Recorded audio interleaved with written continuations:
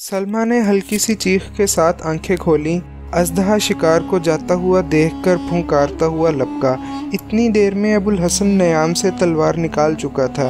अजदहे ने इसके बिल्कुल करीब पहुंचकर गर्दन बुलंद की तो अबुल हसन ने एक तरफ कूदकर वार कर दिया।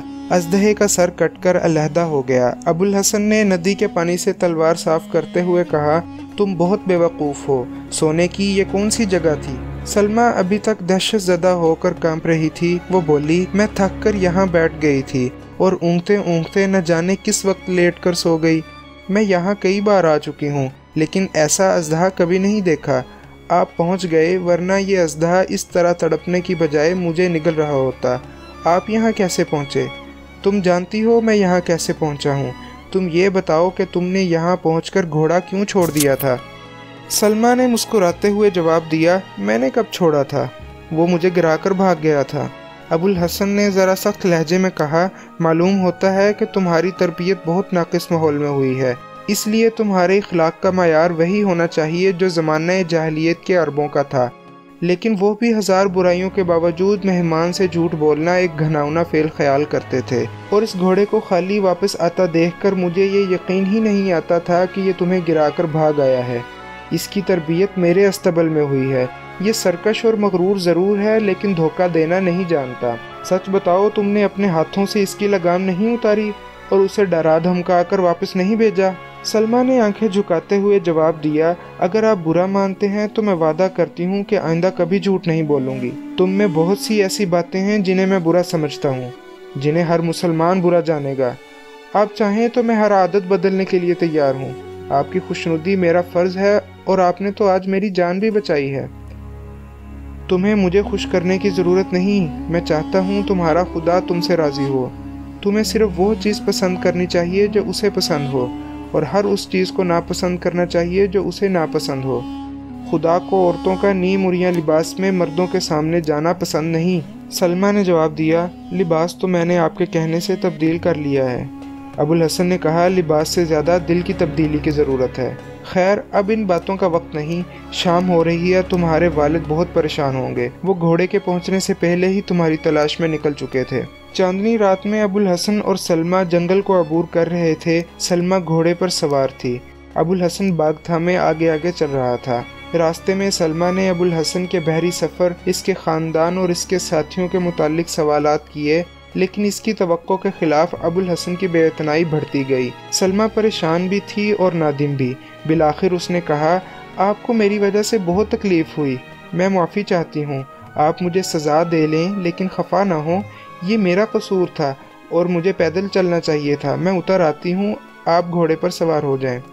इस दफ़ा भी इसकी तवक्को के खिलाफ अबुल हसन ने सर्द महरी से जवाब दिया, अगर मुझे इस बात का खदशा ना होता कि तुम एक औरत हो और कोई दरिंदा तुम्हें खा जाएगा, तो मैं यकीनन इस वक्त तुम्हारे साथ चलना गवारा ना करता। सलमा शिकस्त खुर्दा सी होकर थोड़ी देर खामोश रही, फिर बोली, अगर वो अजदहा मुझे निगल जाता तो आपको इस बात का अफसोस होता? ये सिर्फ तुम्हारे लिए ही नहीं, मेरे सामने अगर वो किसी को भी हलाक करता तो मुझे इसी कदर अफसोस होता। आपने मेरे लिए अपनी जान खतरे में क्यों डाली? एक इंसान की जान बचाना मुसलमान का फ़र्ज़ है। सलमा देर तक खामोश रही। दूर से चंद घोड़ों की टाप सुनाई दी और अबुल हसन ने कहा, देखो वो अभी तक तुम्हें ढूंढ रहे हैं। थोड़ी देर बाद अब्दुशम्स और इसके साथी पहुंच गए। बेटी को सलामत देखकर अब्दुशम्स ने वाक़यात की तफसील में जाने की ज़रूरत महसूस न की। सलमा की ज़ुबानी अजदहे के मुतालिक सुनकर उसने अबुल हसन का शुक्रिया अदा किया।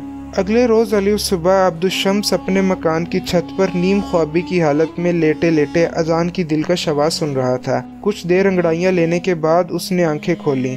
सलमा अभी तक गहरी नींद सो रही थी। अब्दुशम्स उसे जगाकर सुबह की हवा खोरी के इरादे से नीचे उतर आया। अबुल हसन के साथी शबनम आलूद घास पर चादरें बिछाकर इसके पीछे सफ बस्ता खड़े थे। अबुल हसन ने नहायत दिलकश आवाज़ में सूरह फातिहा के बाद चंद आयात तिलावत की। कुरान के अल्फाज ने अब्दुशम्स के दिल में तलातुम बपा कर दिया। इसके पड़ोसी अरब भी इसके करीब आ खड़े हुए और अपनी कौम के नौजवानों के नए तरीक़ा इबादत को दिलचस्पी से देखने लगे। रकूअ सजूद के बाद दूसरी रकत तक अब्दुशम्स पर एक बेखुदी सी तारी हो चुकी थी। उसने आहिस्ता आहिस्ता नुमाजियों की तरफ चंद कदम उठाए। करीब पहुंचकर झिझका, रुका और जज्बात के हिजान की किसी रौ के मातहत भागता हुआ सफ में खड़ा हो गया। उसके साथियों ने उसकी तकलीद की। نماز کے اختتام پر ابوالحسن نے اٹھ کر عبدالشمس کو گلے لگا لیا۔ عبدالشمس کی آنکھوں میں مسرت کے آنسو چھلک رہے تھے۔ ابوالحسن اور اس کے ساتھیوں نے انہیں مبارکباد دی۔ عبدالشمس نے کہا، آپ کی زبان میں ایک جادو تھا، مجھے کچھ اور سنائیے۔ ابوالحسن نے جواب دیا، یہ میری آواز نہیں تھی، یہ تو خدا کا کلام تھا۔ عبدالشمس نے کہا، بے شک یہ کسی انسان کا کلام نہیں ہو سکتا، سنائیے مجھے۔ ابوالحسن نے اپنے ایک ساتھی طلحہ کی طرف اشارہ کیا۔ طلحہ قرآن کا حافظ تھا۔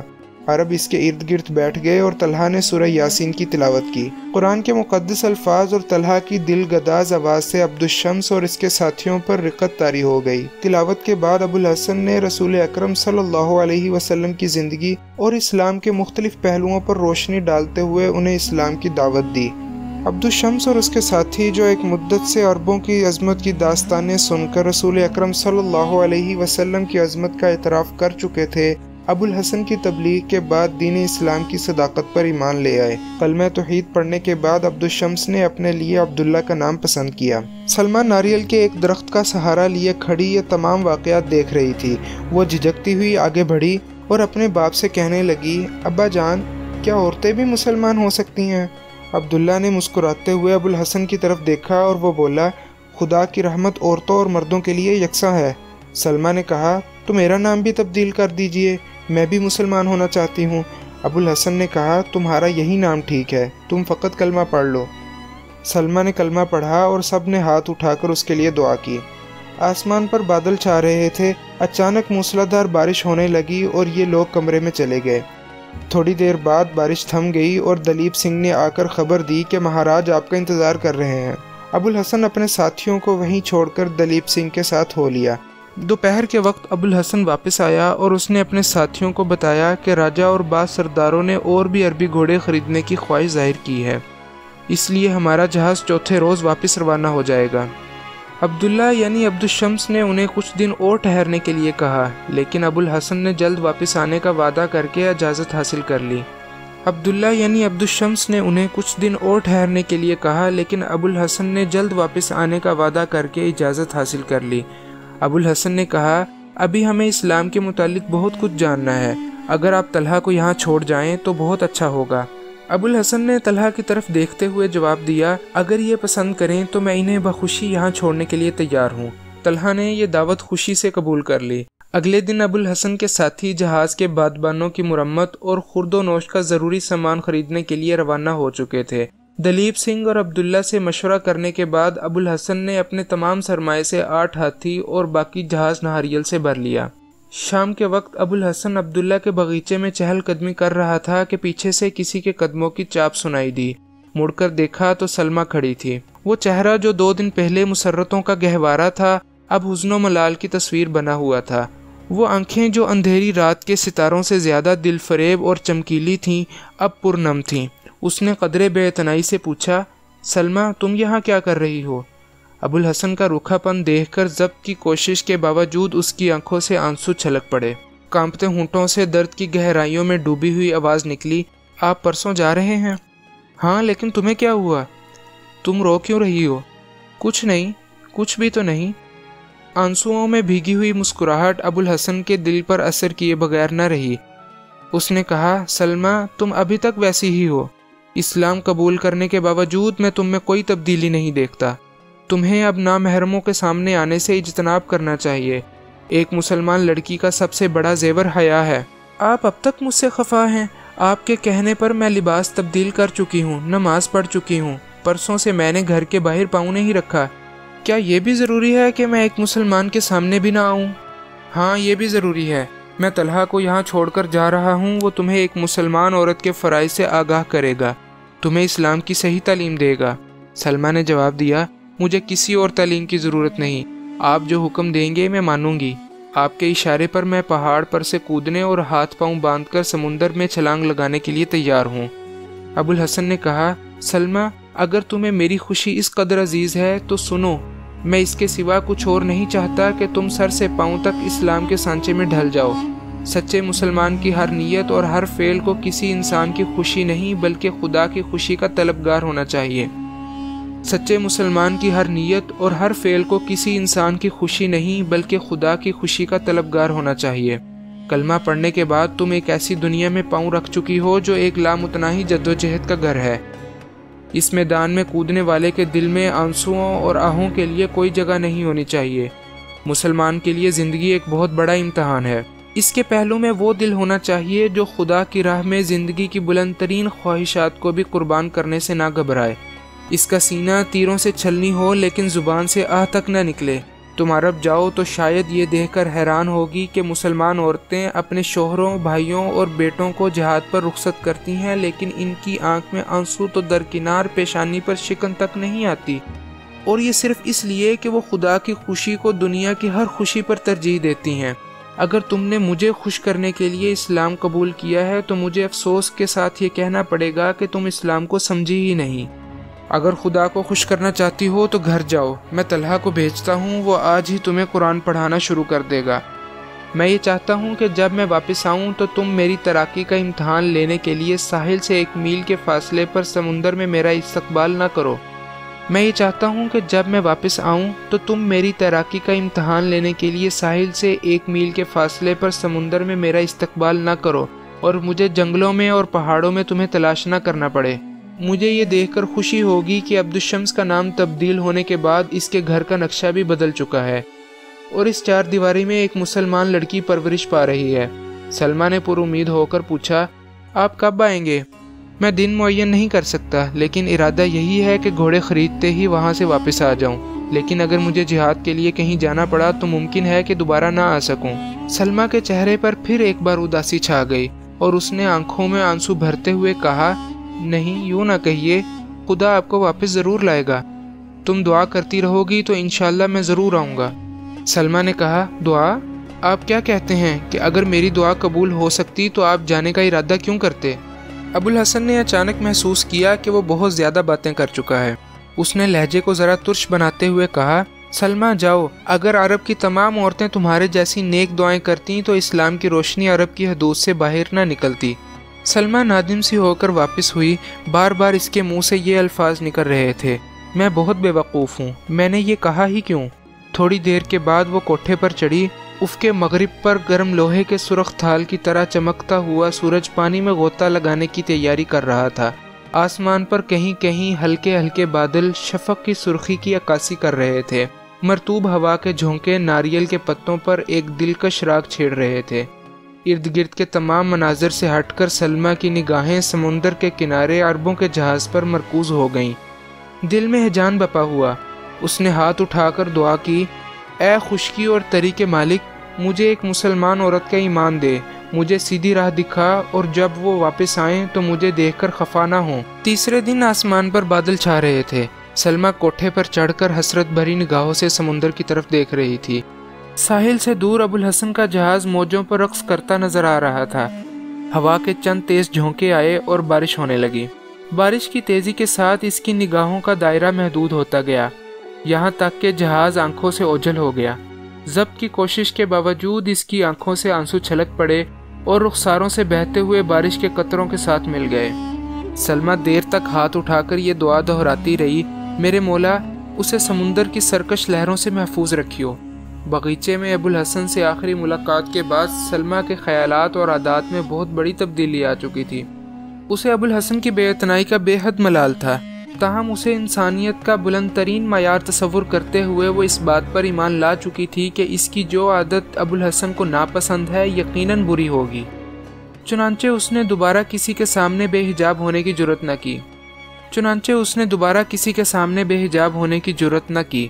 جب ابوالحسن اور اس کے ساتھی بندرگاہ کی طرف روانہ ہوئے تو اس نے اپنے دل سے سوال کیا، کیا اس کے دل میں میرے لیے کوئی جگہ ہو سکتی ہے؟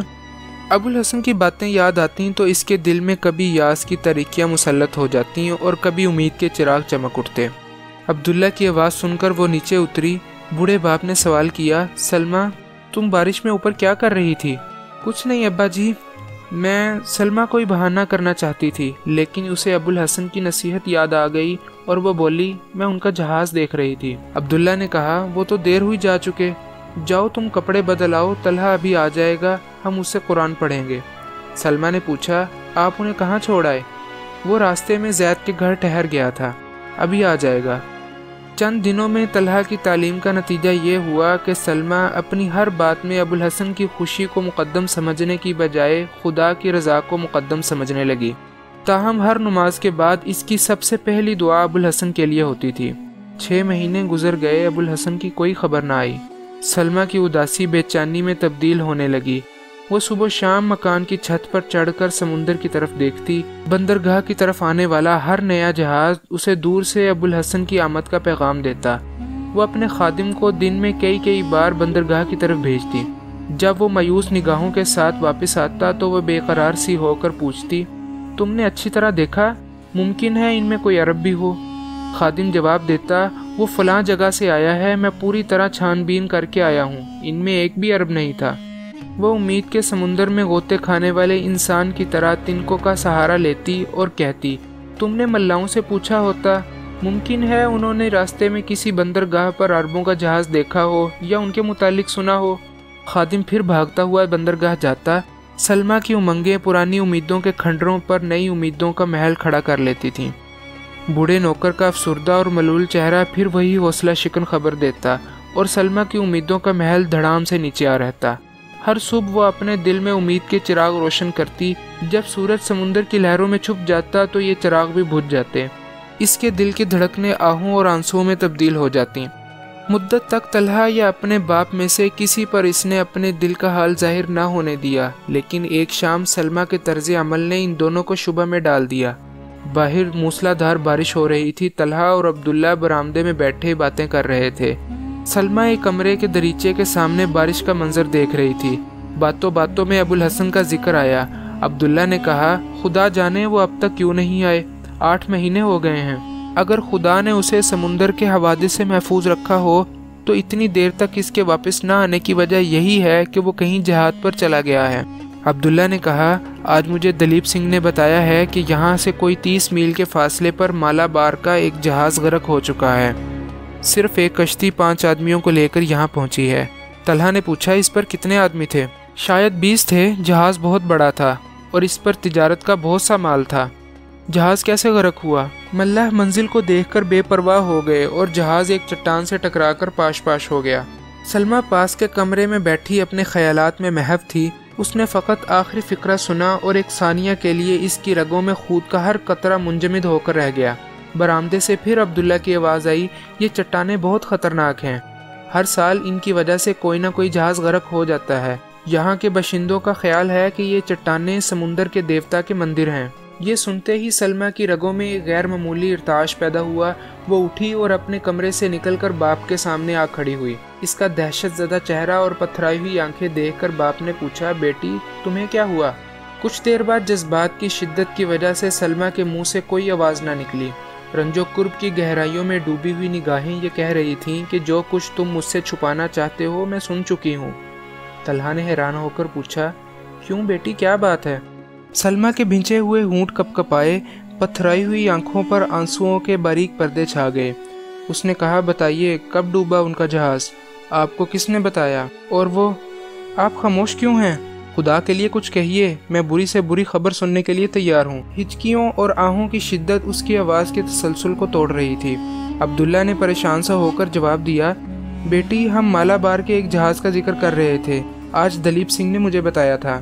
لیکن سلمیٰ نے باپ کا فقرہ پورا نہ ہونے دیا۔ نہیں، آپ مجھ سے چھپانا چاہتے ہیں، مجھے جھوٹی تسلیاں نہ دیں۔ یہ کہہ کر سلمیٰ ہچکیاں لیتی ہوئی دوسرے کمرے میں چلی گئی۔ بوڑھا باپ کچھ نہ سمجھا۔ وہ طلحہ کی طرف معذرت طلب نگاہوں سے دیکھتا ہوا اٹھا اور سلمیٰ کے کمرے میں چلا گیا۔ سلمیٰ منہ کے بل بستر پر لیٹی ہچکیاں لے رہی تھی۔